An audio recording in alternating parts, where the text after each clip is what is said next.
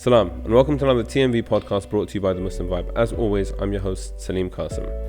Now, for regular listeners to the podcast, you'll know that the podcast and The Muslim Vibe generally is a platform where we want to have real conversations with real Muslims, and it's about their story and learning from, I guess, their journey and life experiences. We've had a range of fantastic guests on the podcast over the years, ranging from politicians to activists, comedians, and kind of everything in between, I guess. Now, this week's podcast topic is particularly sensitive. It's something that we've wanted to discuss for a long time, but there's always been this kind of fear, I would say, in the back of our heads in terms of the kind of response and backlash that we may face. And we wanted to make sure that we did the topic justice. We wanted to approach it with nuance and provide a kind of holistic-ish perspective, rather than kind of just dipping in and out with an article or a video or whatever else that it might be. The Muslim Vibe generally is a platform that exists for young Muslims in the West to be able to explore their identity, to share their thoughts as a sort of a space to kind of facilitate what it means to be a Muslim in the West, because we don't have enough of those, I don't feel. So over the years we've talked about topics like Islamophobia, we've approached sectarianism, and we've tried to really kind of bring Muslims together and explore our differences, but also celebrate the commonalities and talk about the fact that we have common struggles. We've looked at the struggles that reverts face coming into Islam. But as I said, with this particular topic, it's something that we wanted to approach with as much nuance as possible, and we wanted to kind of do it justice. Ali, our guest on this week's podcast, approached me. He sent me an email in November 2018, and he said that he wanted to talk about Muslims who are struggling with same-sex attraction. It's something that he struggled with from a very young age. And has kind of over time learned and come to terms with who he is and what he's experiencing. Now, we're aware that Ali's views may not be your views, you may not agree with them, but this is his story. He wanted to come here today to talk about his journey, the struggle that he's faced, and the experience that he's had actually dealing with others in a similar space. Without saying too much more, here's my conversation with Ali. Salam, Ali. Welcome, Salam. Thank you very much for joining me on the podcast today. Thank you for having me. So I think we just should get straight in. I want to start off with the email that you sent me in 2018 in November. I don't know if you remember this. Yes. Vaguely. I'll read it out for you just to jog your memory. You said, I have an idea about an article to raise awareness for Muslims who struggle with same-sex attraction and are wondering of what therapy or options are available. We hear a lot about LGBTQ Muslims, but not the Muslims who are actually in the struggle. I wanted to understand what you meant by that first. Yeah. The difference between Muslims in the struggle and LGBTQ Muslims. Right. So I remember this was, I'd just come back from staffing from Journey into Manhood, which is a retreat run by Brothers Road, which is an organization which non-faith denominational. They help everyone, and I come back from the staffing, and I really felt like this topic was not really covered in our community. Yeah. And I wanted to write articles or do something so to get the word out, and that was probably the first time I decided I need to speak about it, because I'm not really hearing anything in the current sphere about it. So yeah. So I guess to tackle the elephant in the room, we're talking about the topic generally obviously about homosexuality. Yes. And you're referring to, I guess, same-sex attraction. That's right. And we'll get on to talking about terms and definitions and everything. Yeah. But I guess what happened was we had a phone call after that, and you were telling me more about it, and you basically told me that you had experienced same-sex attractions, and it was fascinating. I think it was meant to be like a 20-minute call, which became like an hour-long phone call. Yeah, I remember. And for me personally, it was a very fascinating insight into something that I almost didn't know existed. And what I mean by that is that you I guess, and again, I'm putting words in your mouth, but feel free to correct me. But you felt that your kind of moral or religious orientation with regards to how you perceived sex and things like that was heterosexual, but you were attracted to people from the same sex. Is that correct? Yeah, I mean, so I from a very early age, I felt kind of different in a sense. But I couldn't pinpoint what the difference was until puberty and so on, like age 12. So, I think I always felt inside, okay, this attraction, whatever it is, not really sure what it is. So I would say there was a lot of confusion when I was growing up. And I think from my perspective, again, whenever I've looked at, or whenever the topic of LGBTQ, homosexuality, Islam has come up, there's always been kind of two camps. There's your traditional homosexuality is haram. Yeah. And I think I would almost say that there's a borderline homophobia within many Muslim communities as well. And within quite a few faith communities generally. Yes. You see the same in America with Christians as well. But then you've got the other side, which is like the more progressive, oh no, we're gay Muslims, we're gay and proud and whatever else.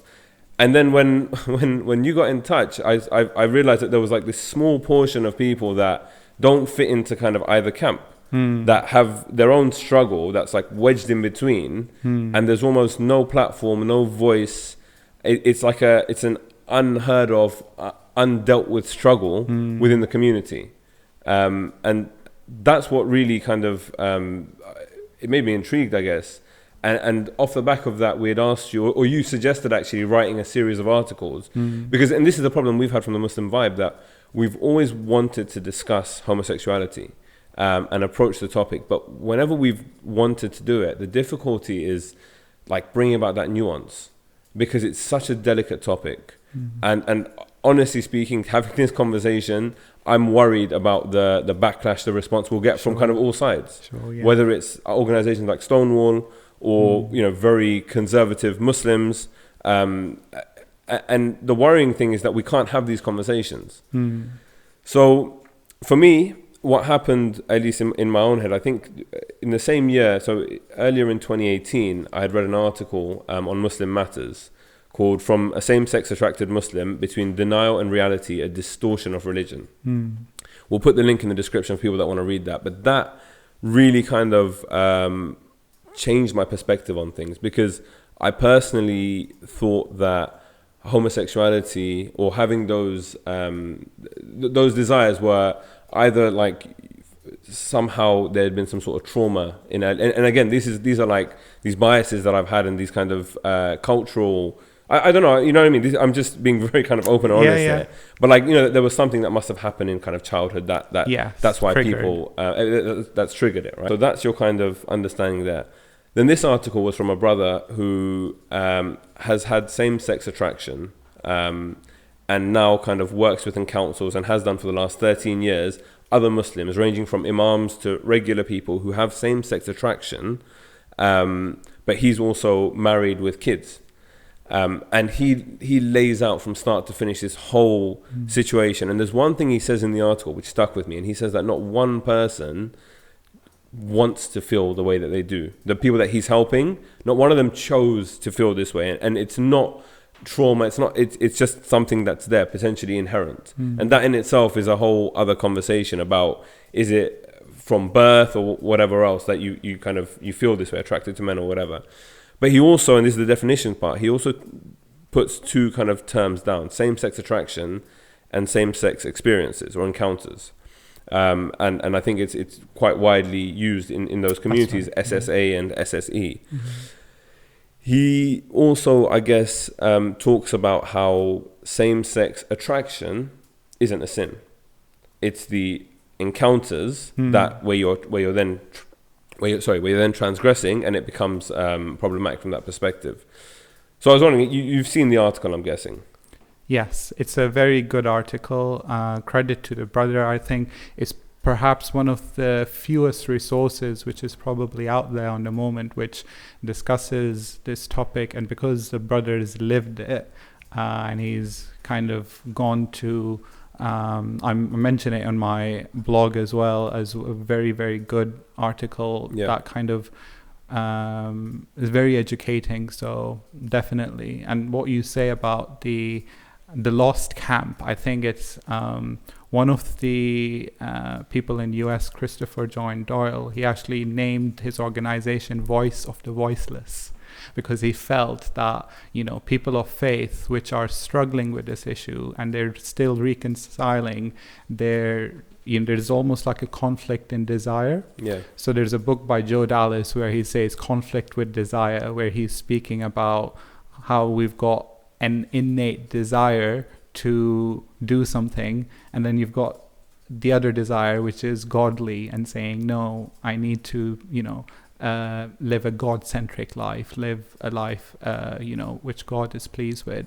So there's an inherent conflict of desires with this community, which, chooses not to act out on those SSA, chooses not to have SSE, as in acting out of the experience. So definitely, yeah. So how do you reconcile then, or how do you feel about Muslims who are LGBTQ and proud and open and happy and able to kind of square that up with their understanding of religion and God? I think that's brilliant if they're, they're organizations which are helping LGBT Muslims, in the sense that they're Muslims that might feel that actually these attractions they're congruent with my faith, or they come to some type of peace with them. For me personally, that wasn't the case. I felt from a very, very young age that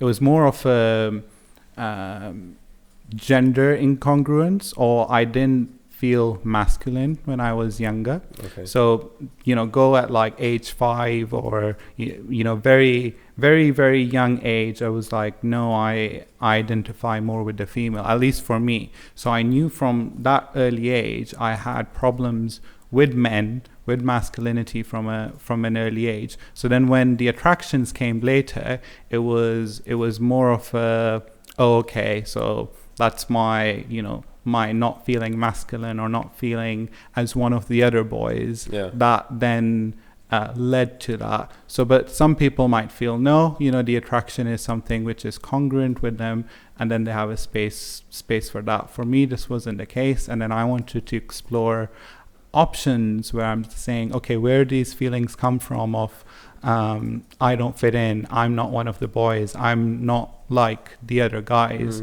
What's the cause for these feelings? Can I get some support so I can speak about these feelings and say, where are these coming from? So the retreat that you went on and the kind of organization that you've been involved with, yes, the aim there is not to try and convert people who are gay Muslims into straight Muslims. Yeah, absolutely. It's for people that are actually struggling to reconcile and they feel at odds with everything. Yes. That it's almost a support network by the sounds of it. Yeah. That deals with that. Okay, so that's really interesting. I want to also, I think it would be helpful to understand your own kind of story. So you've talked about childhood and growing up. So what was that like for you? Like what you mentioned at the age of 5. Yeah. Like why didn't you feel masculine? What was it that from your perception? So when I grew up, my dad worked 2 jobs, right? So I never got to really see him, and I grew up with my sisters.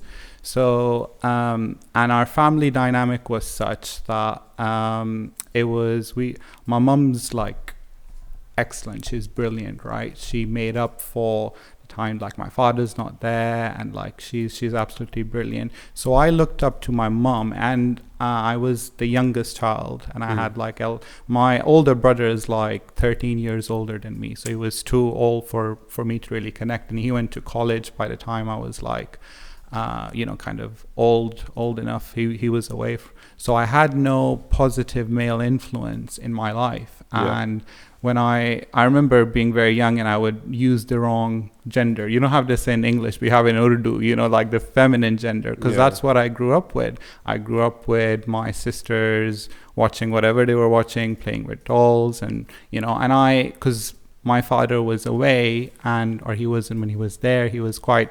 passive. So I felt that femininity was the stronger of the two, masculinity and femininity. Actually, femininity is stronger. Mum's doing all the work. Mum's looking after me, So I had like a really strong attachment to mum, less to dad.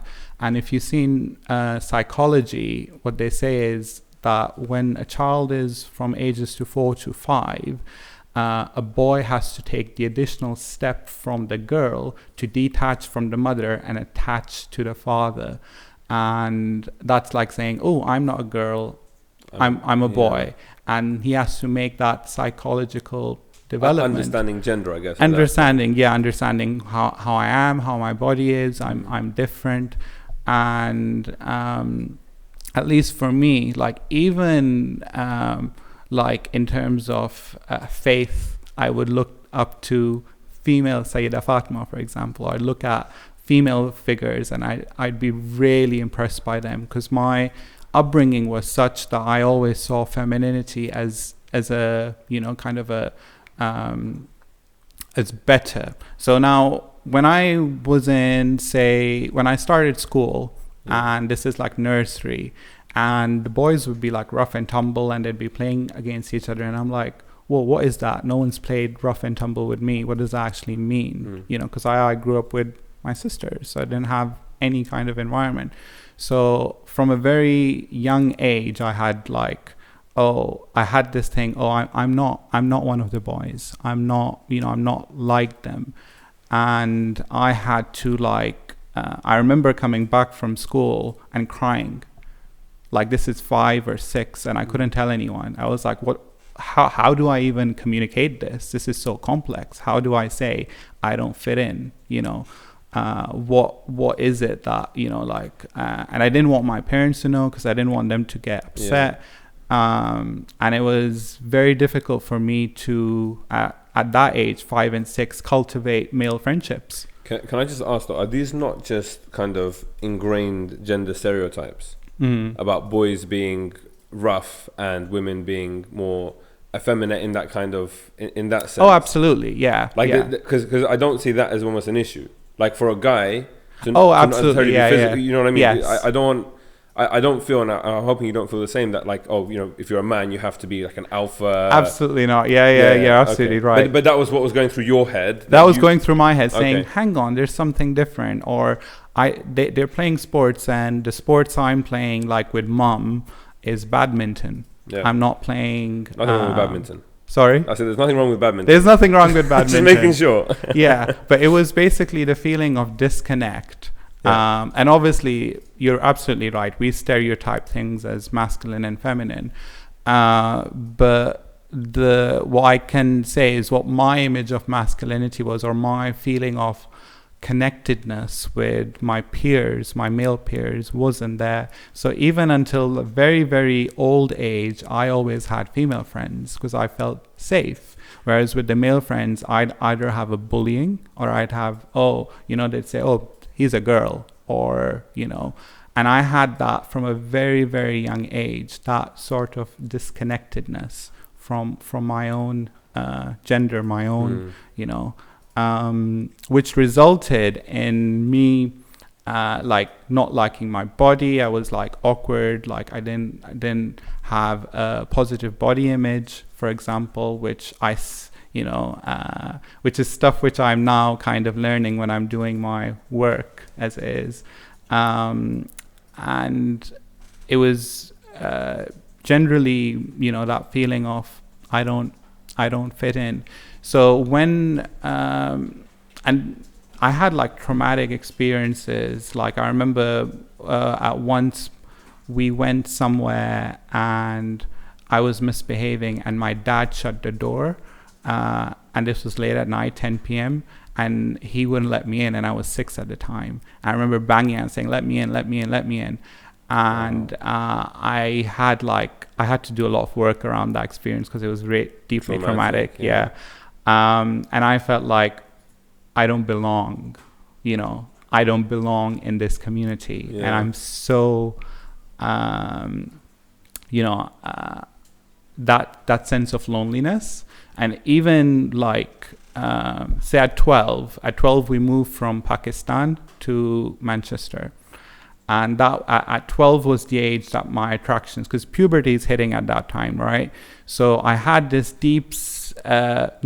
deep-seated feeling of disconnectedness from my own gender. And I felt very comfortable with the feminine. Whereas normally at that time, you have this God-given age where boys think girls have cooties, or they're weird, or they're different. They're dirty. Yeah. And at that time, the boys will go on their own. They'll be, oh, he's a boy, I'm gonna play with them. Yeah. And because I missed out on that time where I could connect with my own with men, basically. Yeah. So when puberty hit, it was almost like, oh, the feminine is so familiar, but the masculine is still this strange thing which I don't understand, and I don't know what it is, and it's mysterious. I remember it was always mysterious because my dad was like, because for me at least, I see femininity through my mother, I see masculinity through my father, and I was like, oh, I still don't understand him, still don't get him, still mysterious. So I remember like, alhamdulillah, I was like, one of the things which I did was to make up for that, I was very academic. So I used to like, kind of do really well in school to like compensate for the fact that, oh, I'm not fitting in. So I'm gonna work hard. I'm gonna do something. So, at least I have something to stand on, and I'm not in this state of shame all the time where I feel like I'm different to everybody else. One of the things I couldn't do from like age 5, 6 was sports. I couldn't do it. I was like, because no one like really, I didn't really have anyone to play with, or, kind of to show me and like play ball or football or anything like that from a very young age. So I was always scared of it. And then because I was scared of it and I thought this was something different, I remember the first attraction at 12 was the PE teacher. I was like, okay, this is a person who can do this. Who's a man who can do this. Yeah. And now this is the interesting point, that the lust which is there is always seated with envy. So it's always a stage of, okay, I can't do this, but this person can. Yeah. And, so I'm mesmerized by this. I'm like, why can't I do this? And then that thing becomes attracted. And at that time, I was going through puberty. And, the thing that was unfamiliar to me, or the thing that was mysterious to me, was still masculinity. And then I had, so the yearning to connect, the yearning in my heart to say, I need deep male friendships, I need deep male sense of connectedness, was then sexualized at that age because your body started working in that way. Yeah. So you talk about sports and that being alien. Yeah. So my natural instinct would be to say, why not attempt, or why not get into sports? Yes. Because if you see it as alien and desirable, then if you achieve that, then suddenly you won't see yourself as not that, if that makes sense. Yeah, absolutely. And this is what the work is. So when I started the work, they were like, am I now a accredited counselor? Is that what just happened? Okay, so that is I'm guessing that's part of the work. Okay, cool. That's part of the work. So that there's and I think as a community, like for people who have same-sex attractions, we come to these attractions from a place of shame. This person can do something I can't. I shame myself, essentially, that this person can do it. And then the work is to work on those negative thoughts and those negative shaming beliefs and flip them around. So like one of the ones which was very strong for me, the things I used to say, I'm weak, I can't do sports. So alhamdulillah, I joined I joined British military fitness. I was like, I'm just gonna go like All in. Yeah, Wow. yeah. And I remember I went in the first time I went. This is back in Cheltenham, and I went in, and I threw up on the first day, right? And then the instructor, because the first session's like a free session, right? Yeah. And then the instructor said, you know, when you came back the next day, I had bet money that this guy ain't gonna return. I was like, no, I don't give up that easily. And I really worked through it. And alhamdulillah, through doing that, I discovered I was a really good runner. Yeah. And I'd never done that before. I'd never kind of explored what I was actually good at. What age is all of this happening, out of curiosity? This is happening now at 23, 24, after the gym experience. So quite late. This is later on. Okay, I have a few questions. I have many questions. But so looking at your kind of childhood upbringing and like getting into that puberty area, you've spoken about that side of things, but where does Islam feature in your life at this point? Like, was your family religious? Was Islam always a feature of your upbringing? Were you regular at the mosque? Like, because I think this is the other thing that often the greatest struggle, I guess, is for people that are kind of at the mosque, always there in that surrounding, and all of a sudden, or like, well, not all of a sudden, but they've got this kind of almost like hidden secret that if they tell anyone, they'll be othered to another level. Absolutely. And ostracized and you know what I mean, like blacklisted. Yeah. So what was your kind of experience from like a mosque perspective, and how did you reconcile all of that? I mean, it's spot on what you're saying in the terms of, I remember the first time I spoke to someone about this, they said, what are you feeling like? And I said, for example, I'm living in the UK, so I'm a Muslim, so I'm different, right? We're living, I see people, I'm brown, people here are white, I'm different. In the Muslim sphere, I'm Shi'i, for example. I'm different. Now, in that sphere, I'm same-sex attracted, and I'm different. So I had cultivated so many layers where my brain said, I'm different. I'm different to the rest of them. And from a religious perspective, it brought a lot of trauma. To be honest, when I didn't understand what it was, I used to read the verses of the Quran, and I used to think Allah subhanahu wa ta'ala was angry. You know, he was angry at me, and he didn't like me because the story of what, Lut alayhi salam, like, the destruction, and the hadith I would hear, or from the mimbar, people would be like, this is haram, haram, haram, you're going to go to hell, hell, hell.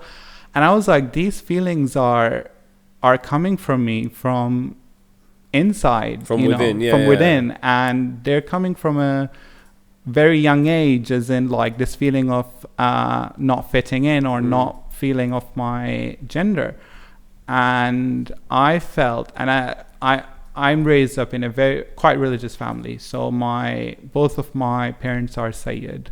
And my mum, my mum would always say, if someone does something wrong, they get one slap. If you do something wrong, you get 2 slaps because we're Sadat. Don't go.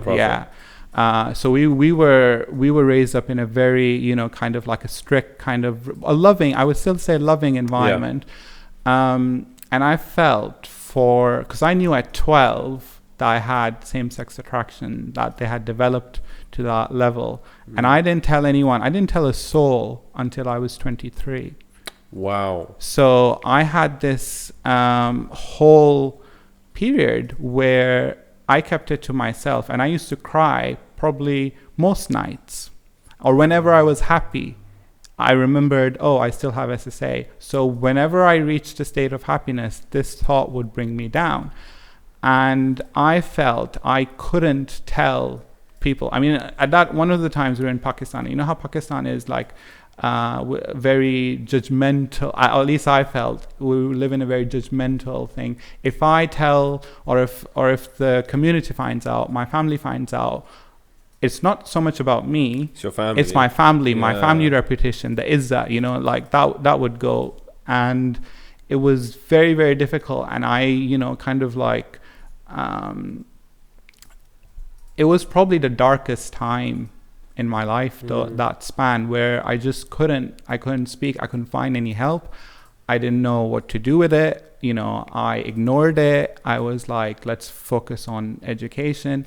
I was even at the time that I thought we're not Sayyid. I thought I wasn't Sayyid, because I was like, oh, I'm from the lineage of the Prophet. How if this is genetic, if this is like that, why is it? At one point I thought God hated me. So I actually distanced myself from God, because I was like,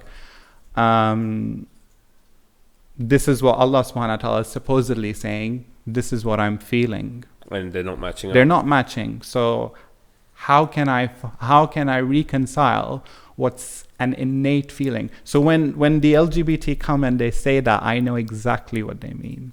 I know exactly what they're saying. What do you mean by that? So when they come and they say, well, this is a feeling, as far as I know, it's come from inside. It's, it was, as far as I can remember, I've had this feeling. Well, yes, it was the same. It was the same for me. As far as I can remember, I felt different. I felt like I was, I didn't fit in my gender. I always had this curiosity for masculinity. So is your understanding that homosexuality or same-sex attraction is almost like a learned behavior?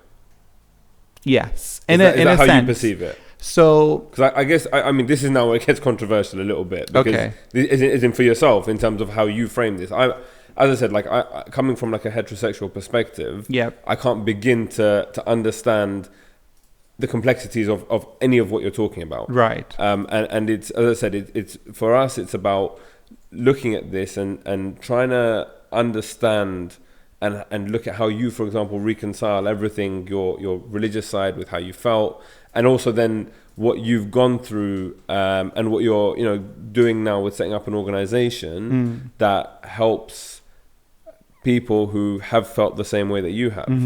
But by the sounds of it, and obviously you'll continue to tell us your story, but by the sounds of it, it almost seems like there are kind of fundamental things that have happened in your past, in your upbringing, and contributing factors that have led towards your feeling attracted to the same sex. And I think that in itself as a notion might be controversial.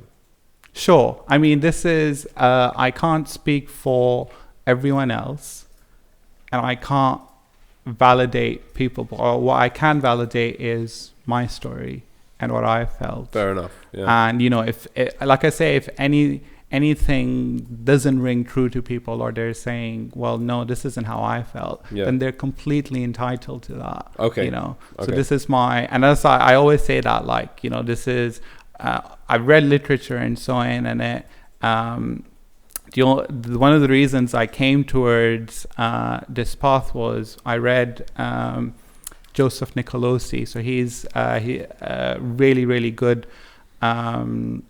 psychotherapist. He's passed away recently now, and he left. The first book I read was, I think it was, and he's the person who coined the term reparative therapy. Reparative therapy. And what he talks about is, and the reason why it's so misunderstood, what he was basically saying was, there's a reparative drive in that male which wants to reclaim the love he missed out when he was younger. So that's why it's called reparative. It's not called reparative because there's something wrong with the person. It's a reparative drive because that sense of brotherhood, ikhwan, like in Islam we have the concept of brotherhood. If that sense of brotherhood doesn't exist with you, I mean, even in since we're talking about brotherhood, and like I say, I always go back to the Quran in this, is that when Hazrat Lut alayhi salam, when he comes to the people, he says, I'm your brother, and he introduces himself as his brother. I'm just trying to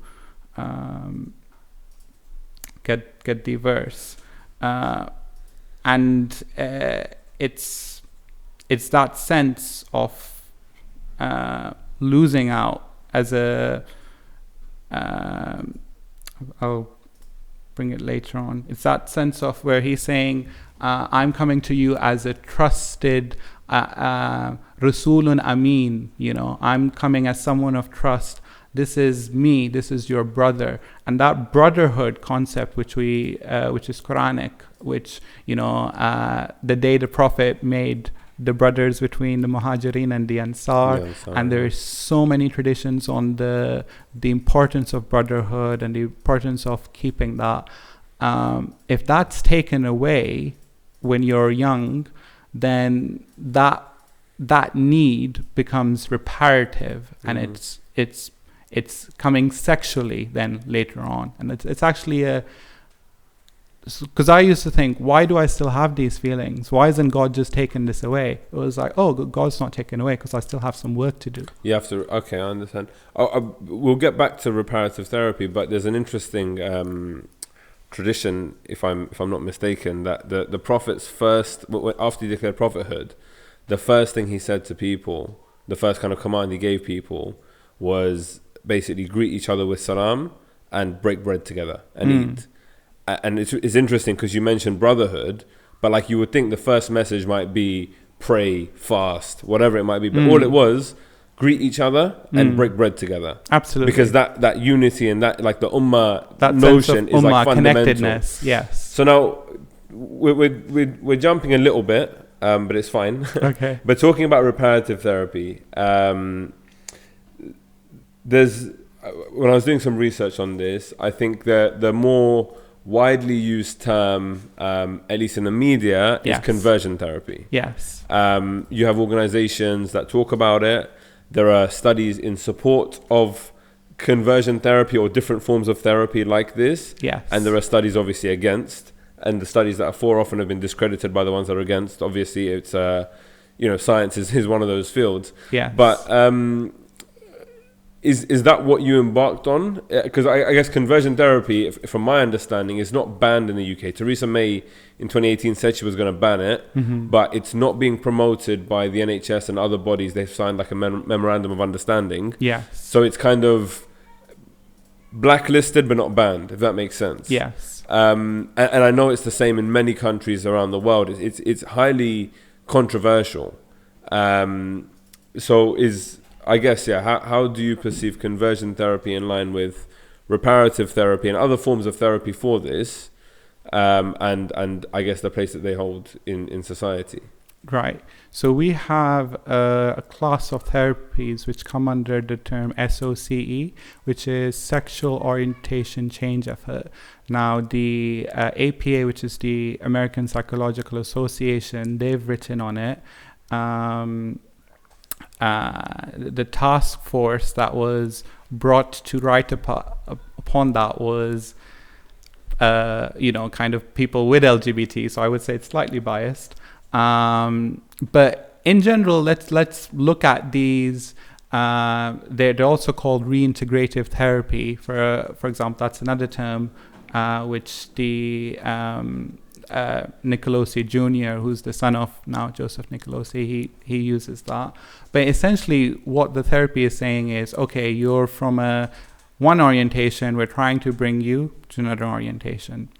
Now, this is the point where I want to introduce something that, and I've taken his permission, Sayyid Hassan al-Sadr, so I had a conversation on him, and then say, where do we sit on this? Where does Islam, what are we talking about conversion? We've got one orientation to another orientation. So, and this is the thing which is quite groundbreaking, which he said.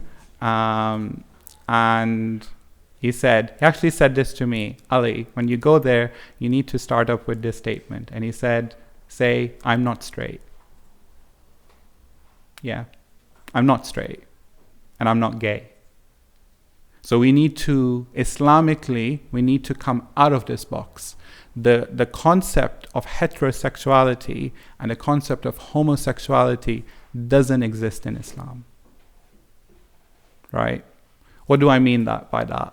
I'm saying when you say, I have a sexual identity, Yeah. So I'm saying, okay, because I have feelings of attractions towards men, I'm a homosexual. Or I have feelings of attractions towards women, I'm a heterosexual. Actually, that way of identifying themselves, like one of the reasons people don't use the term gay and they use the term SSA is because they're saying the term gay has become so much of an identity that, you know, like, oh, this thing is gay, or, you know, like, this is a gay way of life, or it's almost become a what we started off earlier, it's become a stereotype, you know, like you were saying sports is a stereotype male. So gay almost has become an identity. So actually Islam says, no, there is no such thing as sexual identity. Let's get out of the box. Let's not think. And even the terms of heterosexuality and homosexuality, we don't find these terms in literature. What we do find is we find the concept of marriage. Yeah. So we find the concept of marriage between a man and a woman. Now, for example, if you have heterosexual and they're having a boyfriend, girlfriend, again, Islam does not, in a sense, from a God-centric view, that be problematic. So in the same vein, if a homosexual is attracted to another homosexual, again, they would say, okay, from a God-centric view, this is out of line. So actually, Islam does not say, in a sense, that this is heterosexuality, this is homosexuality. It just says, and how do I verify that? How do I say it doesn't say it? So if you see all the verses in the Quran which will speak about Komelu and what they do, it goes, the Arabic is either atatuna or litatuna, and what that means is they come to, or they do, or they act. They act upon it. Because they act upon it, then actually they've taken a difference from the identity and now they're acting upon it. So there's a difference by me saying I'm straight and me having sex, for example. Yeah. So there's a difference for me saying I'm gay and then I have gay sex, for example. There's a difference. So in terms of labeling myself, oh, I'm straight, I'm gay, no, that's meaningless. What is meaningful is I live a God-centric life. Yeah. So even if I'm coming from a place of heterosexuality, if I'm seeing a girl which is passing down the road and she's really attractive, I have to lower my gaze, because from a God-centric view, that's not right. Even though my desire might be straight, such. even though you're attracted. Even though I'm straight, looking is then acting. Is what you're saying, right? I might have a really high tendency to be promiscuous. You know, and again, that would be a struggle. It would be a struggle to say no. From a God-centric view, I hold that for my wife, and only for my wife, that I'm having that. So we need to get out of the box in terms of the straight, the gay, the bisexual, and then have move away from a self-centric view, or an egocentric view that, you know, like Allah subhanahu wa ta'ala says in the Quran, have you seen the one who takes his desires as his God? You know. So, and the interesting thing with that is the ahwa, the ahwa or the desires is mentioned multiple times in people following their desires, people following what they're pleasing to. Even in the story of Lut alayhi salam, Hazrat Lut alayhi salam goes to them and they say, don't you have taqwa? Aren't you God cognizant? So what is he saying? He's bringing them back to a God-centric view, right? So and then that's what the terms which people are then using in terms of, oh, he has those feelings, and people are saying those feelings are wrong. Actually, that's not what Islam is saying. Islam is acknowledging the feelings. Islam is acknowledging, yes, We there have are people. desires. There are people who are born with different desires. There are people who have different struggles, whether it be, some people they say, oh, I have attraction to my own family members, for example. And they say, oh, this is coming from a very natural place, People might have sexual attractions to other things. They'd be like, oh, this is coming from, and it may well be that the way that they've brought up or their environment has, like in my sense, it's been feminine based, or I had that struggle, so that my environment has been such that's cultivated me that I'm, or I've ended up in a place where I have these attractions and they're so innate. They're so innate that I can't really, it's, but just because, for example, if I like eating chocolate, that doesn't mean chocolate people like these things. It's a preference. It's a preference at the end of the day. It's interesting. This whole thing is fascinating. But when you talk about it being innate, and like what's interesting is that God-centricity and egocentricity. We've spoken about this on the Muslim Vibe podcast before, not me and you, but like with previous guests, when we were looking at kind of mental health and talking to counselors and things like that, and where the kind of Western, non-religious, non-Islamic perspective is very egocentric. It's about what makes you feel good, what makes you feel better, what makes you feel right. But our notion as Muslims, it's about God-centricity. So how do we kind of gravitate ourselves around God to complete ourselves, if that makes sense? That's the anchor that we kind of use in everything. Yes. So it's interesting to hear you use the same concepts and terms, but applying it to sexuality and orientation and lust and attraction and all these things. I think the controversy around the therapies, what's I think very unhelpful, and even I would argue like reparative therapy, all of these terms, even conversion therapy in itself, it sounds wrong. It sounds wrong, right?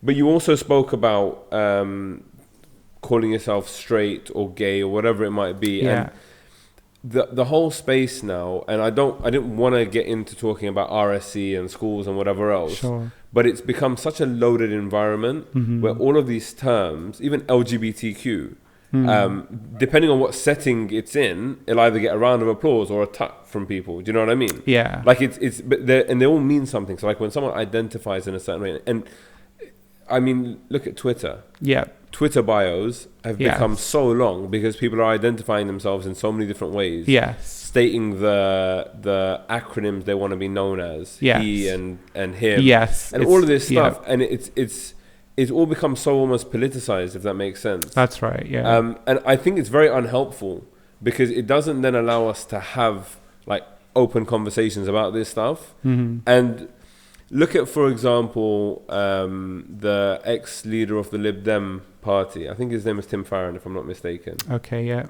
I think it was Tim Farron. I'll have to look that up. I can't remember his name, actually.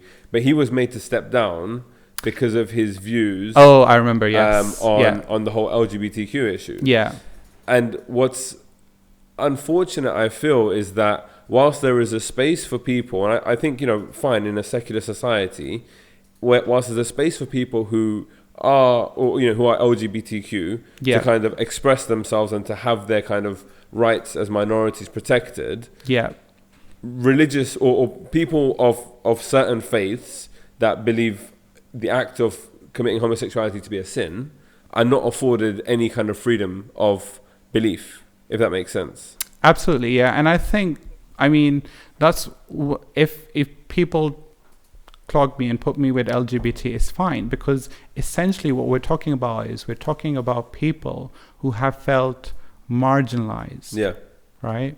So people who've LGBT, however they want to identify themselves, they're basically saying, look, we don't feel like, whatever the rest of the people are feeling. Like, we have a different sexual identity, and no doubt they experience discrimination, they experience hate, they experience a lot of difficulties because of having that difference. Oh, this person's not heterosexual. Oh, and I think we, as Muslims, as people of faith, we need to do better. We need to be like, why is it a shock? Yeah. Why is it, when Quranically, Allah subhanahu wa ta'ala, in so many, I was counting the different ayahs where he's bringing Prophet Lut. Why do you think he's doing that? He's doing that because there are going to be people from the ummah which are going to have sexual differences. They're going to have, they're going to grow up, they're going to have different identities, they're going to have different attractions. Yeah. So we even have this in our hadith, in the end age, this will be what's happening. And, there was so, I remember in terms of identity, I used to say, Allah subhanahu wa ta'ala, you could have given me anything. Why did you give me this? Why this? Out of everything, you could have given me this. But now I've changed, and I've said, alhamdulillah, alhamdulillah, alhamdulillah, I have these feelings. I actually am grateful I have these feelings and I have these acceptance, because if it wasn't for these feelings, I wouldn't have gone towards God. And that's the beautiful thing. I wouldn't have gone towards God if I didn't have these feelings. And then it makes sense that actually what Allah subhanahu wa ta'ala is doing is he's taking different routes to people, or he's putting certain challenges in people's lives. And whether they choose to identify as whatever, at the end of the day, like I say, and in the organizations we got the strong support, the holistic idea is to go towards that point of God centricity. We don't mind how people choose to identify themselves. Allah subhanahu wa ta'ala is forgiving. He accepts all. And our centers should be such that they're accepting of people of different identities, and as long as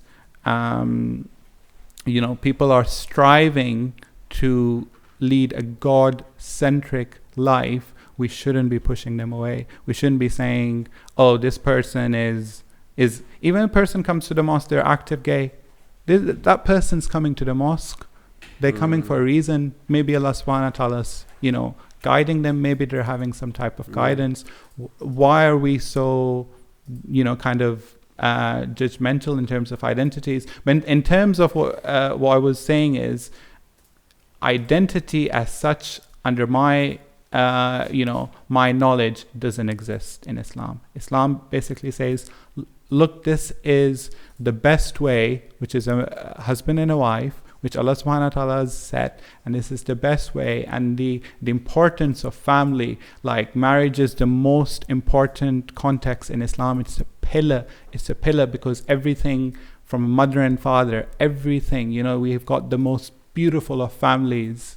For example, we have the or take the example of Imam Ali's Sayyidah Fatima, or the Prophet and Khadija, peace be upon them all, that actually it's the family which is going, and you have to go back to the family and then say, actually, for me, if I had, say, a father which is present, or some type of masculinity, if I had that family structure, then that is the family structure which is then upholding the society. Never mind, I might have children who have varying identities. They choose to identify themselves differently. Maybe it's a test. Maybe God's given me as a test. I've got an innate feeling inside me which is different to maybe what the other people are feeling. But what it does is it reminds me of God. It reminds me of Him each time I have that. I'm like, I always think, is Allah's love higher or is this lust higher? which, there's always a competition. And you can be heterosexual, you could be whatever, pansexual. And you've still got, you still have that dynamic at play. It's the same. There's something you mentioned, and it brings me back to this kind of really cliche saying, that's like, don't judge someone because they sin differently from you. Yes. And I always think about how in the community, and I'm regular at my local centre, and obviously it's a community, so people, you find out about their lives, all of that kind of stuff, and it's almost like some sins are acceptable, but others are not. And we judge and we ostracize people for certain things, yes, but not for others. So like in my community, for example, alcohol is a taboo. Yes. No one talks about it. No one is known to openly drink. Yes. But someone did a survey. One of the bodies within the community center, there was a survey, and there's an astonishingly high percentage of people that drink. Yeah. And it's just an unspoken problem within the community. Yes. And yeah, at the same time, when you have things like tax fraud and all of this kind of stuff, it's like, okay, that happens, but okay, fine, whatever. Let's carry on, right? It's socially acceptable. Yeah. There are so many sins that are kind of socially acceptable, and we don't judge people in the same way we do. Absolutely. When there's when it's something that you see as alien or problematic, and I think that also stems from, I mean, if you look in the UK, as kids growing up, it was normal to call someone gay as like an insult. Look, you're so gay. Yeah. And that was normal. Yeah. And now, if you do that in school, you probably get like kicked out. Yes. Do you know what I mean? You get suspended or something. Yeah. And I think it's a good thing that like we've obviously progressed in terms of where we are, and there are things that are unacceptable. But there's still I think a long way to go within the Muslim communities in the UK, at least, in terms of like having a mature conversation around these things. Now, I think that's where some of the work that you, inshallah, will be doing will be fascinating and will hopefully open a lot of doors in that sense. But I wanted to kind of continue the journey with you, talking about your own thing. So I'm still a bit taken aback by the fact that you mentioned that you hadn't told anyone until the age of 23. Which is astonishing, and I mean you're incredibly brave and a stronger person than I am to be able to endure 23 years of like that kind of suffering in complete silence. So I'm like, my hat off to you in that sense. But when you did then open up about it, I'm sure you told your family. I mean, if you're telling me here, then I'm sure your family and everyone else kind of is aware of the struggle. But so if we look at your kind of the first 23 years as like the darker days of your life, because that was, no one knew what was going on. Yes. Then from 23, how old are you now? I'm 29. 29. Yeah. So so you're in your mid-20s now. Yes. You've finally accepted and acknowledged this is a problem. Yes. I want to know two things. So firstly, what were you doing in those darker days with regards to kind of figuring out what was going on? And like, how did you know what I mean? Like, so the kinds of therapy stuff that we've talked about, and I guess your own journey, I'm sure you've been to therapists and you've been on these retreats that you mentioned. Yes. When did that all factor in? How did you find that?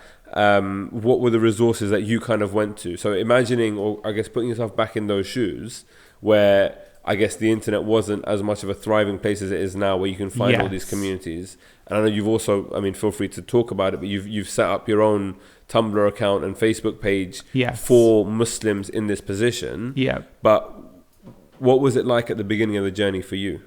So if I go at the start, when I was looking for help, and the thing was at 12, because I'm like from day one I was an IT geek, I was like I work in IT, so the biggest issue for me when I was growing up was pornography, so it's readily accessible, and I think at age 12, because I was exposed to it, and you're exposed to it at that young age, it was then a repetitive behavior for me, So until 12, 19, it was like, especially when you're going through teenage, that was and that was the thing that was bringing me shame. Alhamdulillah, I'd never went and acted upon the desires. I've yes, I've used like in my time, I used like there's apps, these apps, gay apps, things like that. But I've never, alhamdulillah,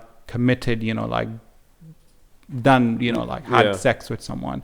But even the fact that, I have these feelings, I'm acting upon them in a wrong way with pornography, what do I do? And there's this lust cycle, which I'm continually in. And it wasn't until very, very late in my journey that I was able to throw that and then say, okay, this is God centricity and this is self centricity. And I think, like, as if you felt a certain way and you've done a certain way for 23 years, you're not going to flick a switch and things are going to change. It doesn't work like that. So when I approached help at 23, I went to my university counselor, because at that time I was trying to reset half of my year at Bristol. I was working as an internship. I was learning to drive at the same time. And so I had... You wanted more on your plate, so you thought, let's also see a therapist and deal with issues that I've been dealing with my whole life. Yeah, so it was just like at that age, it was just so much on my plate. And I remember driving, and my driving instructor went to me and he said, Ali, I don't know what's wrong with you, but your brain's not focused. I don't know what I'm saying, but it's just not getting through. And at that point, I realized that I was overburdened and there were so many things going on in my head. And at that point, I felt like for a week or two, I didn't want to leave my room.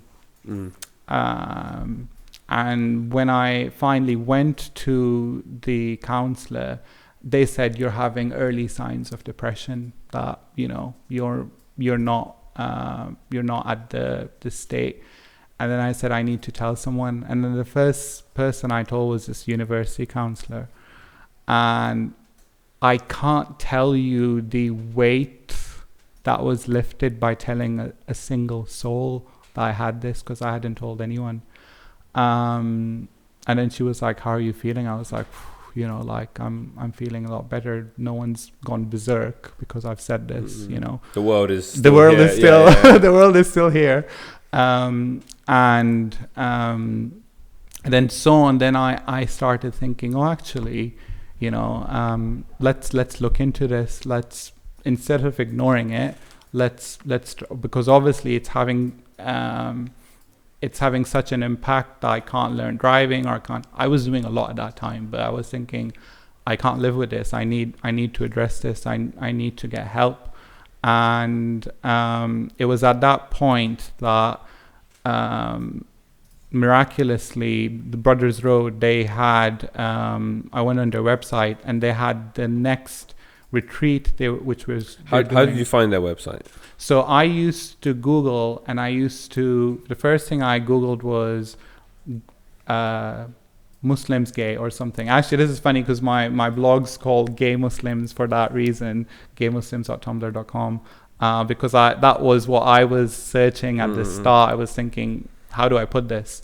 And I found them as, I was writing same-sex attracted, help for same-sex attracted.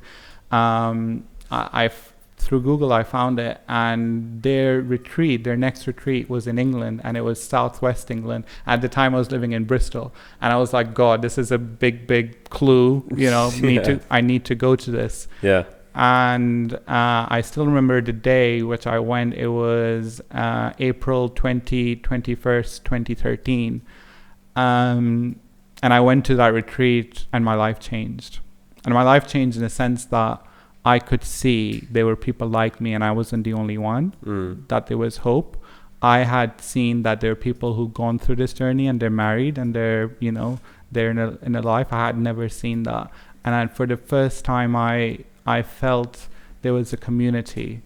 There's a community and this is a beautiful community, which I, credit to Brothers Road, credit to Rich Weiler, what he's doing.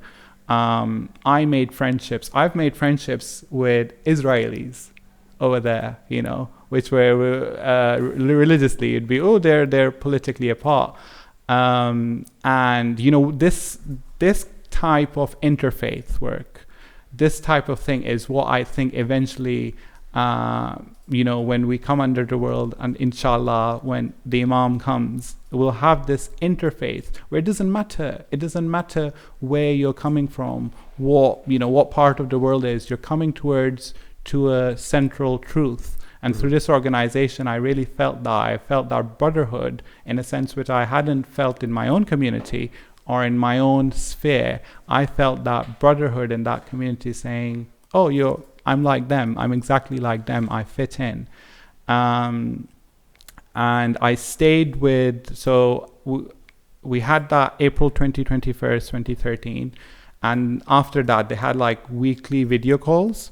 And I stuck with those video calls for maybe 4 years. So every week I was in a group video call and we used to discuss about, okay, what's going on in your life, I wouldn't call it therapy. I would call it like group counseling. And we worked on,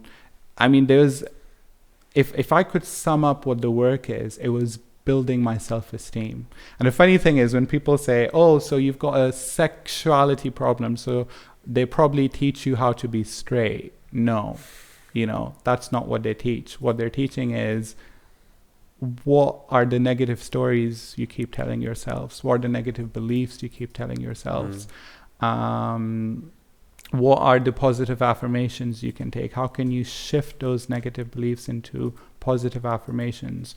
They use the term shadows. What's the dark shadows which you still have, and the work was about letting go of shame and building my self-esteem to a point where when I'm looking at a man, I'm looking at a mirror. I'm not looking at something who's that different. You desire, something that you want. Okay. I'm building up myself, and all the work is, is to do around self-esteem.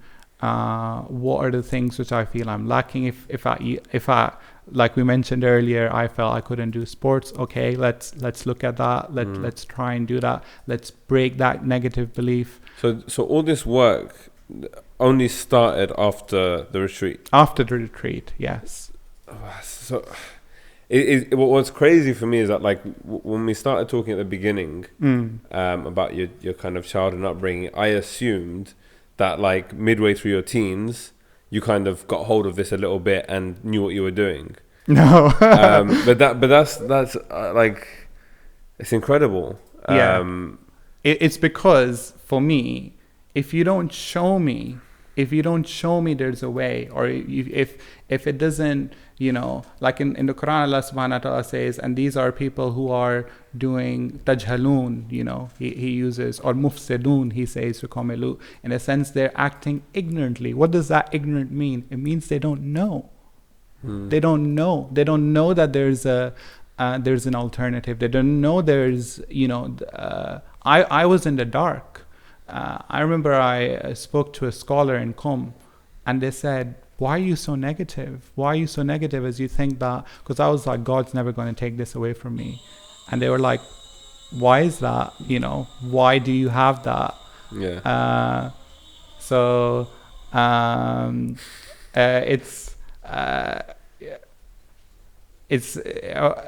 I couldn't see that I was inherently very, very negative. I felt that I'm always going to have this. My thoughts used to say, this is never going to go away, and I'm always going to have this, and I'll always have to hide it. And that was, which unfortunately, so many Muslims now, perhaps, or so many people now are still in that, what they call it, closet or whatever. They're still in that zone where... I feel like it just becomes compounded, right? Where we all sin, we all have our issues, we all have difficulty connecting with God at we have peaks and troughs in life. Yes. But then, and we have, I'm sure people have guilt and shame over that anyway. Yeah. But then to add layers on top of that, and like you were talking earlier about identity for yourself, and being Asian, and then being Muslim, and then also being Shia within that, and just having all of these different things that become problematic and difficult for you to reconcile. Yeah. And then chuck in this sort of live wire of this whole issue of sexuality. Yeah. And I think what this is the thing. What for me, what kind of makes matters worse is the perception that it has in society, and like again in Muslim communities. And I feel it is a genuine problem that needs addressing. That like whenever I've had, because after I read the Muslim Matters article that I mentioned, and I hope people will read it as well. It will be in the description. It's a good article, definitely. It's a fantastic article. But after I read that, I had so many conversations with people about this. And responses were very varied. Some were just like, no, they're lying. Yeah. Like, no, that's not true. People choose to feel this way, blah blah, because they can't get girls, because this, because that. Yeah. And you had people that were like, okay, this is actually really interesting. This is fascinating.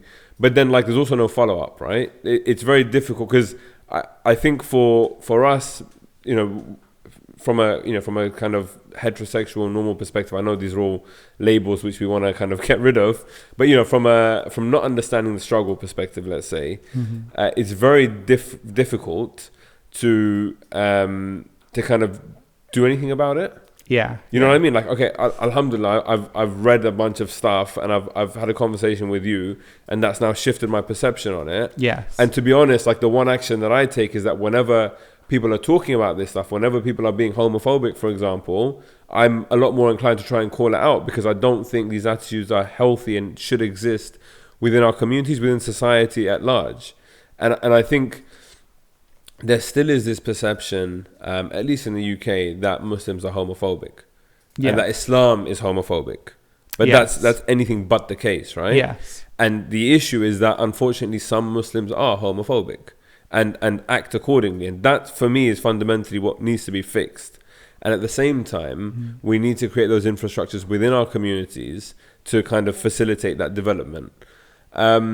So, again, coming back to your story, and I think what's interesting as well is that the reason that you're speaking to me today, in your email, I don't know if I read it out, but in your email, at the beginning, you mentioned that you wanted to write the blogs anonymously. Yes. And then I told you we have meetings about wanting to discuss this topic, and you had written 2 blogs for us, which we never published because we wanted the whole series, and we wanted to publish them weekly. Yes. And Nuri and Hasib in the office were giving me a hard time. They're like, "Oh, where's this series you promised us? November, you said it was going to come." And sorry, no, that's fine. So I messaged you. And you were like, "Oh, actually, I've decided that I want to start speaking about this." And I also, I guess, to fill in the story even more, I saw on Facebook in April, I believe, that you got married. Yes. And that wasn't the case or on the cards when we spoke in November. So I was like, okay, a lot has happened in Ali's life. Yes. And so I wanted to talk about, I guess, like the kind of future now, right? Okay. And the stuff that you want to do. Yes. And then also about your marriage. I don't know which one you want to talk about first. Yeah. So we can talk about the change and from when in November, I think. Yeah. Because I think you were still in a good place. Yeah. Because I've got a friend of mine who's Muslim and is gay. Or you know what I mean. Yeah. And kind of like I've seen his journey kind of progress down his own path. Yes. But it's everyone's got their own journey, and you can talk to someone in January and they're on top of the world, and then March they're down in the dumps, and then in April, that's the month after March, they're fine again. They can reconcile things. Struggled with the months there a little bit. That's fine, but that's the difficulty. I think that you never know where people are at in their own head. Absolutely, yeah. And so what's changed for you? We're now in August, right? Yeah. I'm literally losing track of time, but we're in August. Yeah. It's been almost a year since then. You've since got married and are on the verge of setting up an organization. Yes. So. Explain. Okay. Yeah, so a lot happened. So when I had staffed Journey into Manhood in Poland, and I'd come back and I had this real urge to do something in the community for it, because it's almost like, I've got work and then I've got this, and I compartmentalize things. And I have so much work which I'm doing presently with the Manchester community.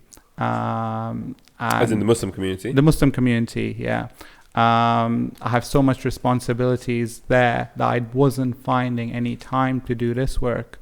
So I felt, so I went, the bit which I've not told is they have another retreat which is in Indiana, and it's called Journey Beyond, right? And this is a retreat which I've been wanting to go for a long time, and it's like a 5-day retreat.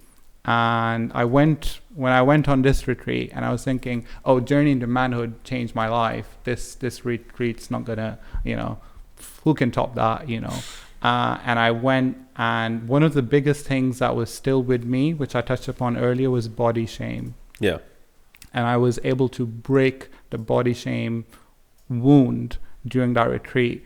And I felt, and over there they had the staff was like 60 staff people, and it takes them 1 year to organize. It's a lot of work they put into it, and it's all voluntary. And I felt after that experience so guilty that I couldn't bring this to my community, where it had brought me so much healing. It brought me, it had changed my life, and in that experience, and again, they touched the topic of God centricity. Even in that, they touched the topic of, don't think about yourself now, think about other people. And towards the end, I don't want to give it away because obviously it's, don't want to ruin the experience of people. But again, that was Journey Beyond, was again life changing. Even more than, they say it's like gym on steroids. So it was a whole different level. Yeah. And then I said, you make a mission statement, and my mission was, I'd like to create a world of love and authenticity where I can speak my truth and encourage other people's too. And they said, okay, so what do you mean by speaking the truth? And there's so many ahadith which talk about the jihad of speaking a truth, and speaking a truth in front of a tyrant, or if it's speaking a truth in where, there's a falsehood. And I said, no, I want to speak the truth. And if no one in the community, the Muslim community at the moment is doing, well, I want to be that person and go in and speak the truth. And I said, I had, alhamdulillah, I probably have to say it. So I work with, at the moment, iOS. iOS is not associated, because obviously this is my own thing. I've not really discussed it with them, so I don't want to get them in trouble. But we have projects where we have a school in Pakistan. We've got orphan projects. It's a growing organization. We've done so much good work. I'm saying, oh my God, I'm doing really good work with schools in Pakistan, with orphans in Iraq, with mental health. But then it came to me, and I thought, so who's doing anything about this issue in the community? And no, or at least I couldn't see any, anything that being done. And then the concept came to me, okay, so if no one's doing something about it, don't you think you should do something on it? And then it was almost like a pick between two good things, isn't it? Yeah. So I said, and I thought, okay, what would I have to do? I said, well, for it to be meaningful, I'd have to go public. I'd have to kind of share this quite intimate experience in my life. I'd have to bring it public. And I said to God, okay, if that's what it takes, then that's what I'm going to do. I said this before to you, I'm not in it for self-promotion. I'm really not. I'm in it so the truth, haqq, deen al-haqq, yuzhir al-deen ala kulleh, for me, religion is truth. It's truth, and it's no more than that. In the Quran, it says, like so many times, wa deen al-haqq, or Quran is haqq. And I always say this, if a truth better than Islam comes to me, I will follow that. So I said, I need to speak my truth in this. I need to say, I was in a very, very dark place. I was in a very difficult place, and I can connect with the community out there which are in that place, and that's what my organization's there for. Yeah. It's for the struggle which I face, for the difficulty and the anger and the anguish of the community, saying, why isn't anyone doing anything about this? I had so much frustration in the community saying, why isn't anyone speaking about this? Why aren't we creating any platforms? Why aren't we doing anything? And, sometimes, alhamdulillah, Allah puts anger in a positive way, and I said, no, okay, let's do this. Let's go forward. And I have to say the biggest support in all of this is my wife. My wife is my biggest support in this, because I didn't want her, because of me, because what I'm doing, for the spotlight to go on her or her family or what's happening with her. And I said, before I approached her, before the marriage, like, I think this was like, we were speaking since May 20, May last year. And we were, we started speaking on 15 of Shaban. That was our first time we started speaking. And it was funny because it was 15 Shaban when we got married. It was just 1 year coincidence. later. It was one Islamic 1 year. one Nice. Islamic year later. And I spoke to her like in May and stuff, and then we went in Pakistan in November to see her. So I've been speaking since May. And on the second day, she opened up to me about her issues, like her personal struggles and thing. And I was like, you're thinking that's what you got? Is that what you got? I can top that. And I went, so I've got this. And then she was like, wow. And she was like, so I'm okay with it. And I was like, what? Because I was expecting her to, freak out and then say, and she was like, I was like, no. Sleep. Like process what I've just told you. What I'm saying to you. And she said, I called her the day after, and she said, I've slept, I've done this. She loves istikhara.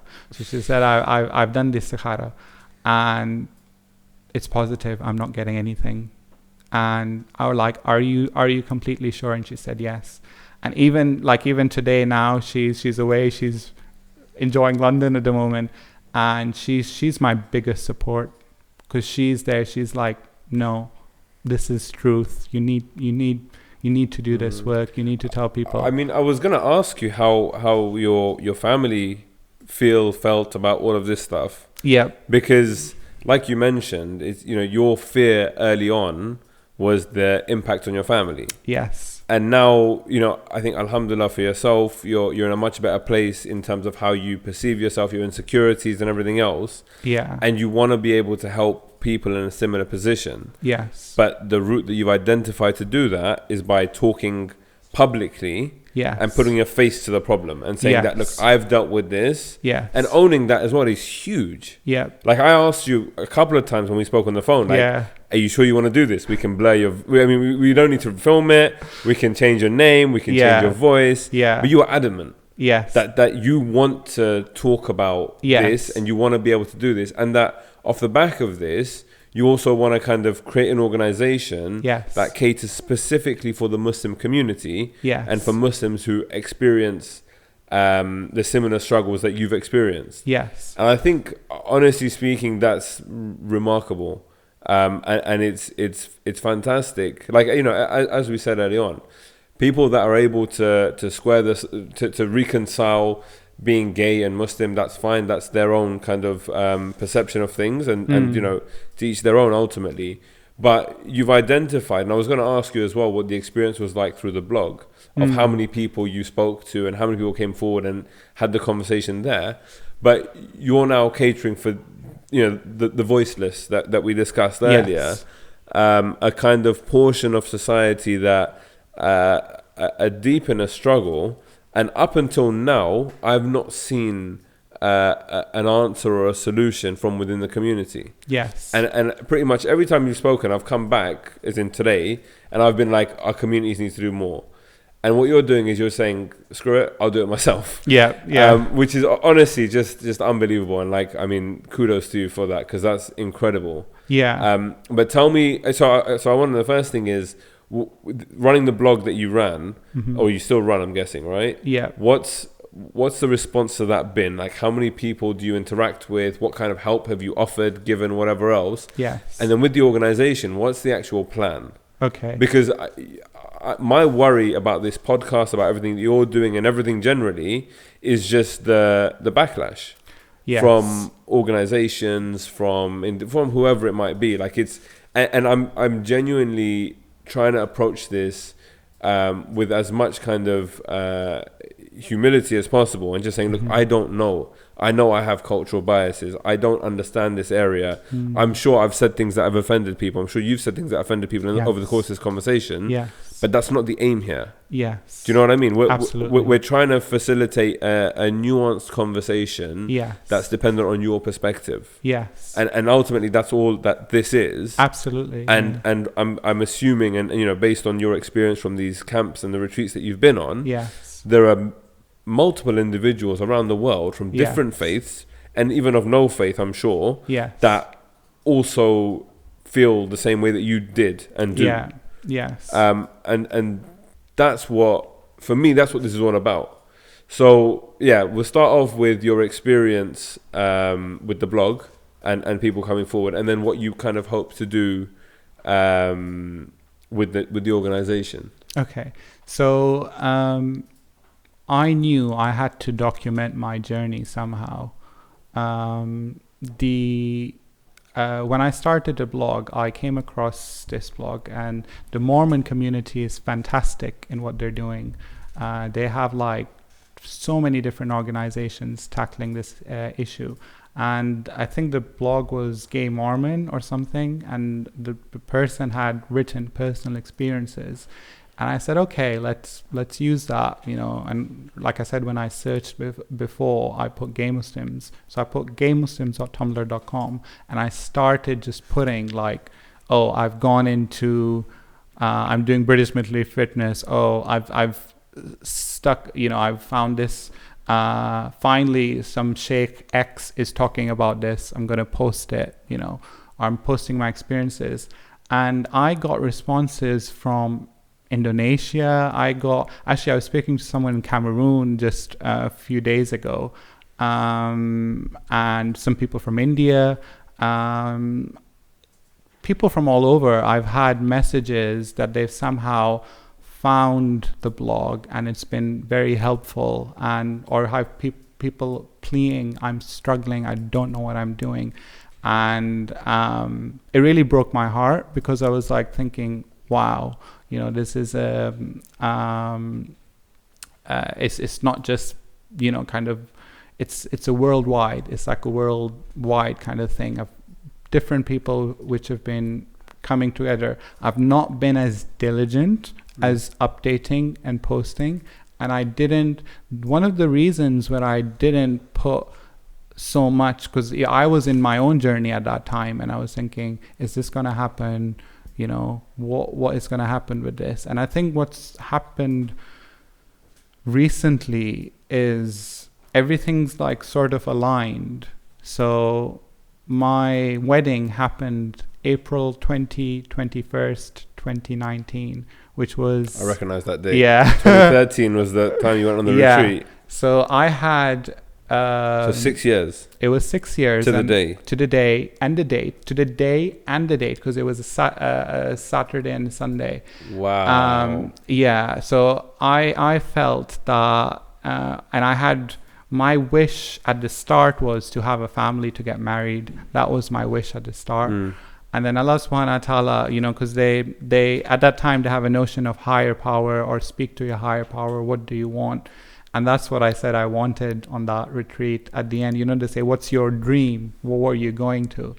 And Allah subhanahu wa ta'ala, we didn't even, it was only until we were going to do the marriage in March. And then my sister said she can't do that day. So then we had to shift it. And it just aligned. That's and crazy. I didn't even know until I spoke to Rich Weiler, who's my coach in this.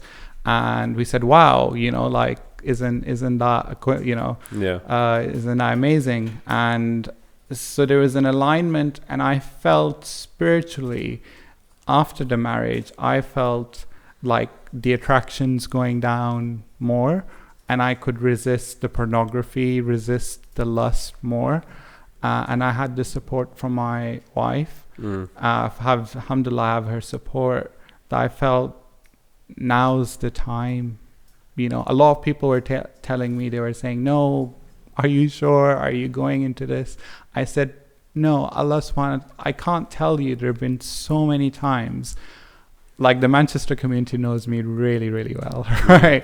I go on I'm one of the leadership there, so I go and I speak. And there's so many times people will come up to me and they'll talk about LGBT, and I couldn't say anything. I couldn't say anything to my own community. And I thought, I'm a community leader, and I can't say. If I can't say it, then shame on us. Shame on us. So that then it shifted. I said, okay, and I read so much about the Prophet saying, one of the most difficult jihad is speaking the truth, in against the tyrant, or against, where there's truth is not being said. Yeah. And that's what my intention is. My intention is I'm speaking my truth, and I'm not here to offend people. I don't, if anything that I've said or anything that the organization said brings further shame to gay people, I don't want that.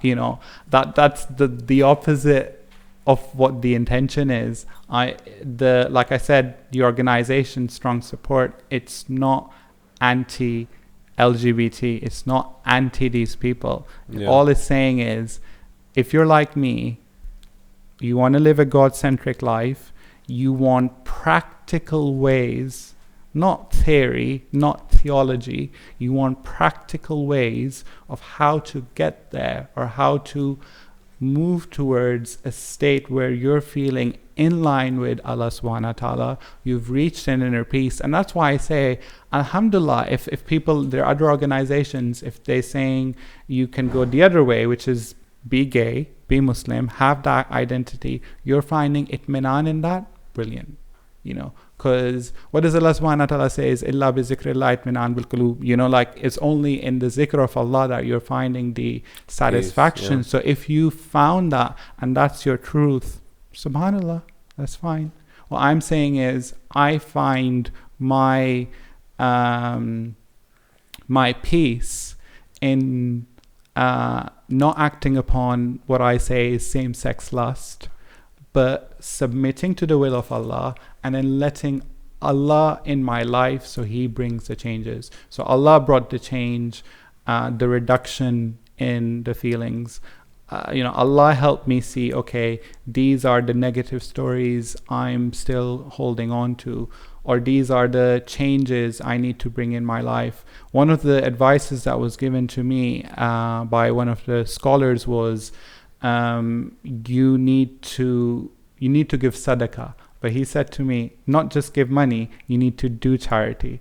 And subhanallah, I had no idea at that time that I'd be part of, I'm chairman of iOS Aid, and I'd start this charity which helps so many people. And because I could give, and I loved the act of, volunteering, giving my time, doing it sincerely, I loved it so much. And I thought, if I can do this in this sphere, and if I can do it for, from this, I can actually run an organization, I can do these things, I can, then Allah subhanahu wa ta'ala is giving me the training for this next step in life, where, because I can't tell you, there were so many people who used to come to me, or we used to have, in our center, we used to talk about this, like the topics always used to come up. I remember we were in a meeting with some of the leaders, and they were like saying, why aren't we doing anything about this?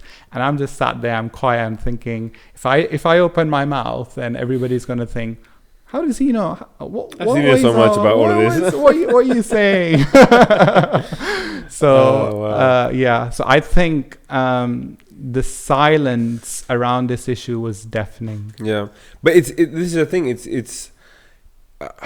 I feel that there's such a struggle because, as I said, like having a religious perspective that homosexuality, acting out on homosexual thoughts is a sin, is such a taboo in a Western setting. Yeah. In British society, to say that I believe homosexuality is a sin, yes, is very difficult. Yeah. To not be ridiculed in the workplace. You know what I mean? Yes. And that's where it's got to now, where there's a freedom of thought and a freedom of expression on every side, apart from the religious side, or the traditional religious side, let's say.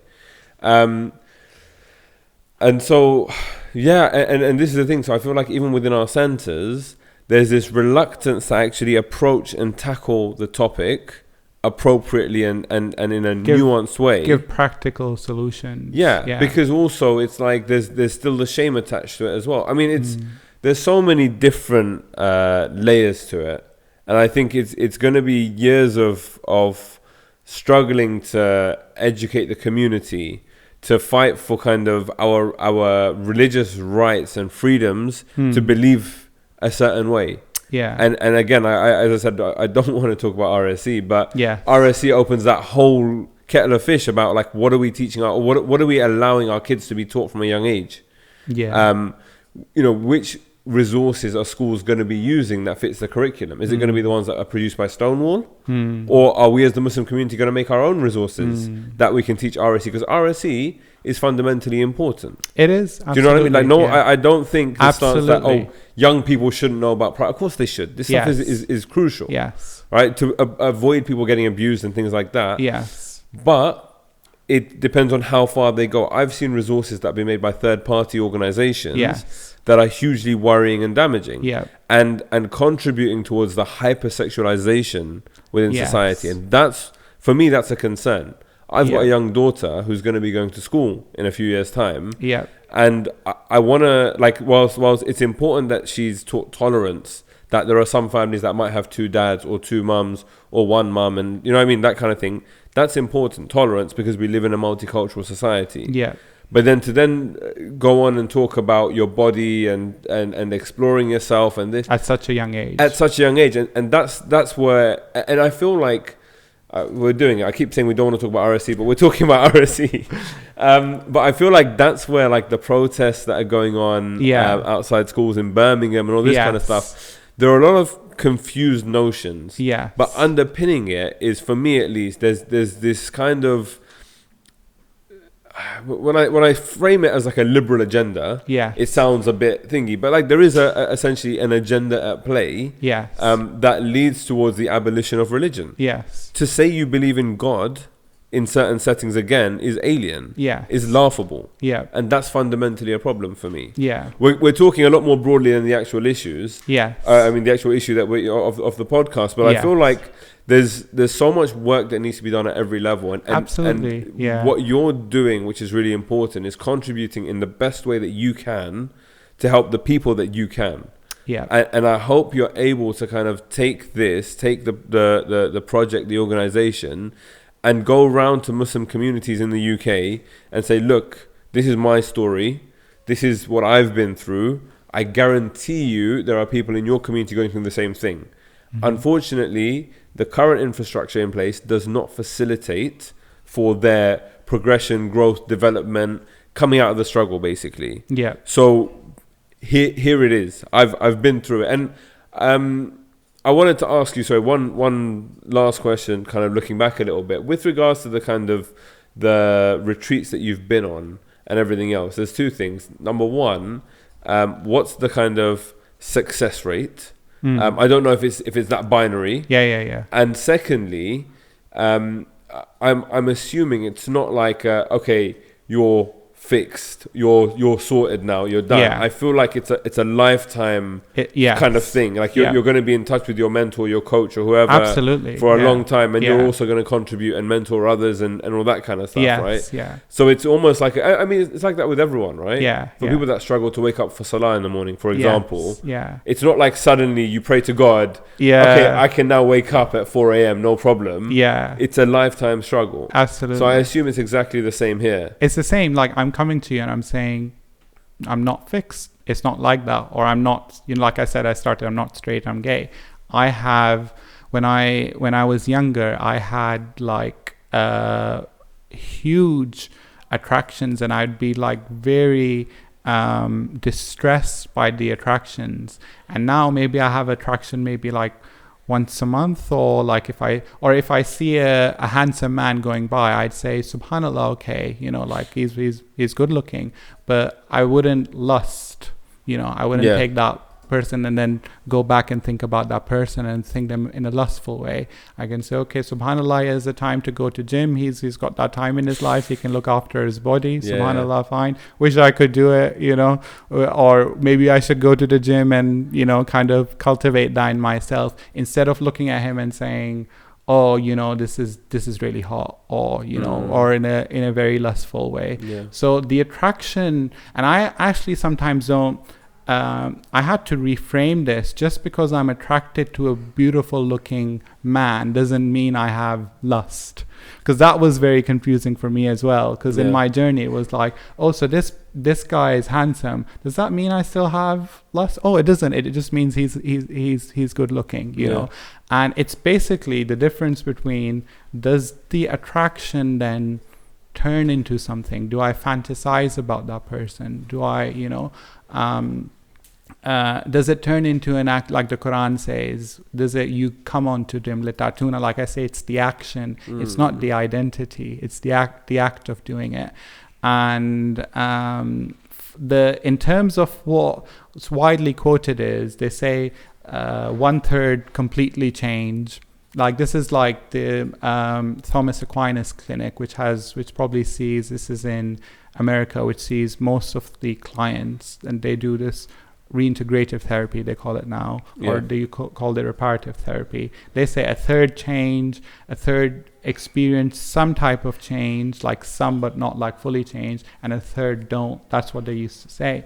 And for me, when I look back at that, I say, well, how are they defining change? If they're defining change in attraction, or what are they kind of looking at? Because for me, the change was, I left God and I found God.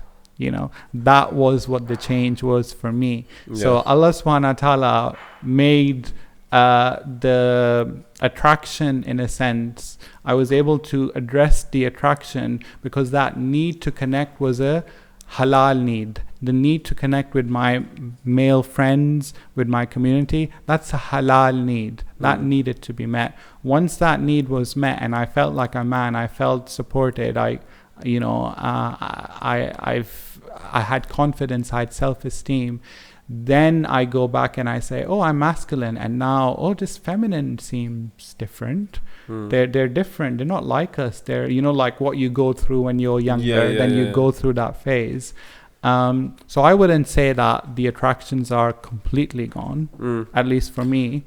But what I have tend to do is that I can now have, like with my wife, be intimate with my wife, be attracted towards her, and have that sense of security. The difference between a heterosexual and a person who's gone through our work is, a heterosexual would look at them and they'll start with lust, or it'll start with the physical. There'll be a physical attraction. Whereas with me, or people who do our work, they'll have an emotional attraction first, and then the physical comes after. Because it's like, what does Hazrat Lut alayhi salam say? He says, I'm trustful. And that's the basis of what I need to trust that individual first, because before I can feel the attraction. So for you, was finding or discovering attraction for women was that like a learned behavior, or was that always there and suppressed? Or like how do you perceive that? Yeah, and I think that's what you asked me earlier. I think I always had it, because I loved femininity. I loved, like the feminine, the people who are females in my community. Like, I have huge respect for my mum, and I liked femininity. I wanted to be close to them, but it was like, hang on, in terms of emotional, because I know a lot of people come to this and they have negative views on femininity, and they can't stand females, and so they have to do work on that. Yeah. Alhamdulillah, my work was more on reclaiming. Everybody has their own work. My work was reclaiming my masculinity. When I was able to do that, and I didn't feel I was emasculated, so one of the concepts they teach you is anima. So anima is the femininity which exists in masculinity. So this is like a concept where this is above my capacity. Yeah, so you can look up anima. Anima is like everybody. No one is masculine, feminine. We all have a bit of masculinity and femininity in us. We've got both traits, right?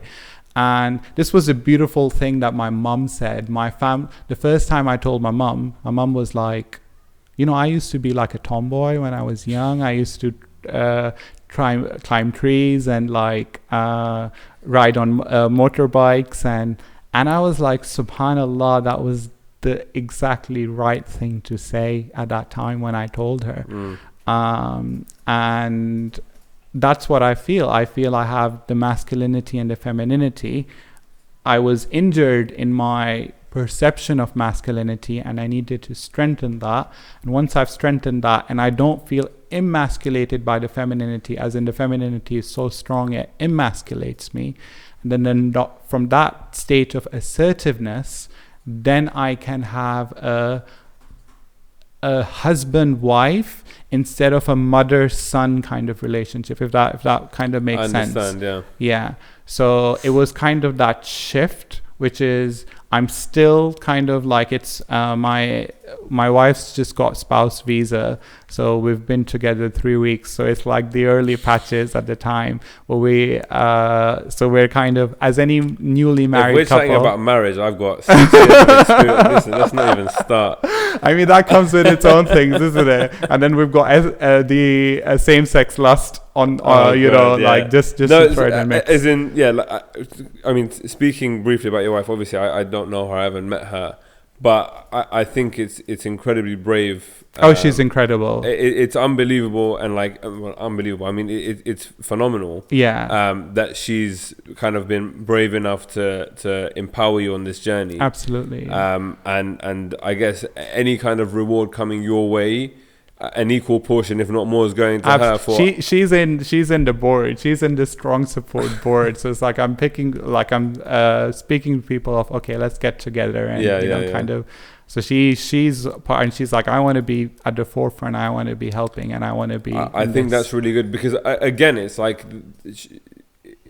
when people, like when brother Yusuf wrote the blog on Muslim Matters, yes, he talks about his wife and kids, but that's not the focus of the conversation. Just like this, we're talking about your wife now, but the focus has been you and your struggle and everything else. But I'm sure with him as well, without having a supportive and strong wife, absolutely, you wouldn't be able to do everything, right? And this is why I've called the organization Strong Support. This is one of the reasons why I chose the name. Then the other reason is, I just want to get it right, because it's the verse of the Quran. This is chapter 11, Surah Hud, and it's verse 80. So verse 79 is saying, they said, you certainly know that we have no interest in your daughters. So this is when Hazrat Lut alayhi salam is bringing his daughters forward and saying, and indeed, you know what we want. إِنَّكَ لَتَعْلَمُ مَا يُرِيدُ. You know what we want. We don't want those. We don't want those daughters. So at that moment, and this ayah kept, when I finished Journey Beyond the retreat, this ayah kept speaking to me. Like, I don't know why, but it kept speaking to me. And it says, he said, if only I had the power to deter you, kalu lo'un lebekum kuwa, if I had some power, some strength to deter you, oh awa means refuge, I had a power or refuge, kuwa, oh awa ala rukunin shadid. So he says in full, he said, if only I had strength or power to deter you, or could take refuge in a mighty support, a rukunin shadid, or a strong support. Like rukun is obviously like corner, but it can mean like support, and shadid is something, you know, kind of a valiant support or a strong support. So when I saw at that time Hazrat Lut alayhi salam, he's giving him his basic, he's offering, in a sense, he's offering the solution, or he's saying, you know, why are you not going, why are you dismissing women? Because essentially that's what they're doing, they're dismissing the women. When it comes back and he's like, okay, what do I do now? And then he calls upon Allah, he says, if I could have that rukn and shadid, that strong support. And I felt that Allah subhanahu wa ta'ala is that, you know, that strong support which kept me through this, which helped me. When there was no one, there was Allah subhanahu wa ta'ala. When I couldn't reach out, in my years of silence, when I couldn't go out to anyone, it was Allah subhanahu wa ta'ala. Until this day, the person who's giving me strength to come up here, giving the quwwah to come up here, is Allah subhanahu wa ta'ala. So that was, and the aim of the organization, at least now, come to this platform where we've created a Google Forms, a Google Drive. So there's a form which if people who are like me and they're Muslims and they're facing same-sex lust, same-sex attraction, then that's the premise is, if you go on that, you fill in that form. It's on the blog gaymuslims.tumblr.com. And then I want to hear from them to what levels of support they need. Now, the levels of support which I had was the video conference, which I had, because actually SOC, sexual orientation change effort, is banned in the UK. You can't do it. So in an international platform, you can at least talk about it. And there's a whole chapter which I've not discussed in. Amazon has banned Nicolosi's books. They've banned it. And there is such an unfortunate attempt to silence this movement, or to silence this way. Look, I'm not anti-LGBT. I'm saying we live in freedom of speech, right? So why can't we have our own voice? Why can't, and if you come to me and if you say, Ali, what you're doing is shaming, or what the organization is doing is, or Brothers Road is doing, shaming, the core principles they teach you is, I am good and valuable just as I am. That's how you start.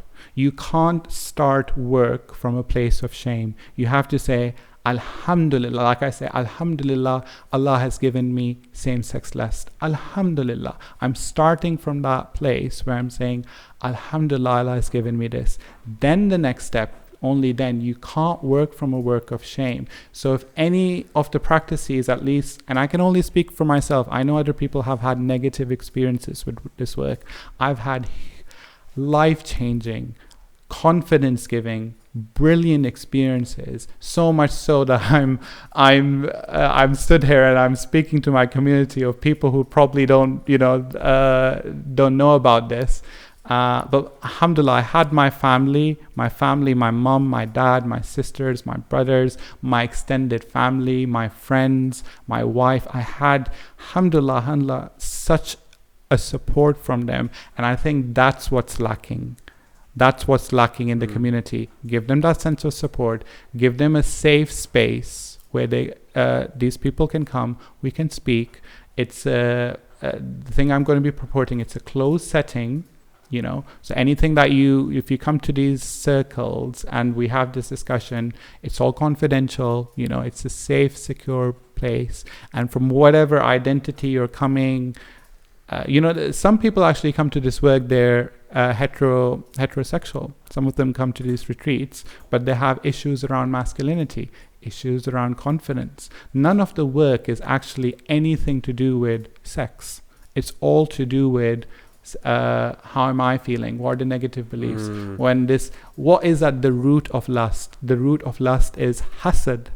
It's saying this other person's got something I want, Why do you feel that? What is it that I'm lacking within myself? The work is all around myself, my nafs, jihad al-nafs. It's all around working around myself, and kind of which then goes, because when I see it holistically, I smile and I think, so this is my route of reaching God.